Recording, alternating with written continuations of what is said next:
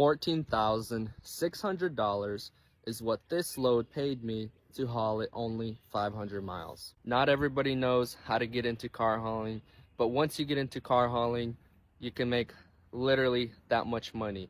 I have drivers complaining, sending me messages to my TikTok telling me they can't get loads over $2 a mile. What do we do? What can we do? And the best advice that I can give you guys is keep your price firm. Tell the broker the amount, don't budge. You will gain the respect eventually, but set your price up there. Don't keep it at the $2 mark. Give them prices out of the ballpark range. For example, this broker that I've been working with gave me this load for $14,600, no questions asked. The first time I named my price for a 500-mile run, I told him $8,000, and he was flipping out. He said that's way too much. He told me, how do you expect to get paid $16 per mile for a 500-mile run? And basically, all I had to tell him is you get what you pay for.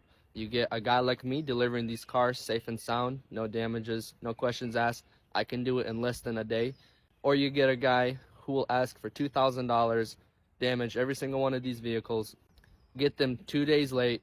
So he agreed. He gave me the $8,000 price range. Once I saw that he can do $8,000, I realized this guy has more money in this load than I'm thinking.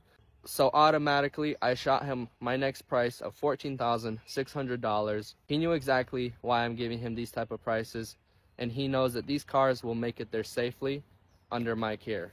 Sometimes it's not the bidding war that matters, it's what you have to offer to get the load there safely. Next time you get a bid offer, name them a lot higher price, $16, $17 per mile. Start off there, and then once you see that they actually do have the money to pay for that type of load, that much, you can name your price even higher than that.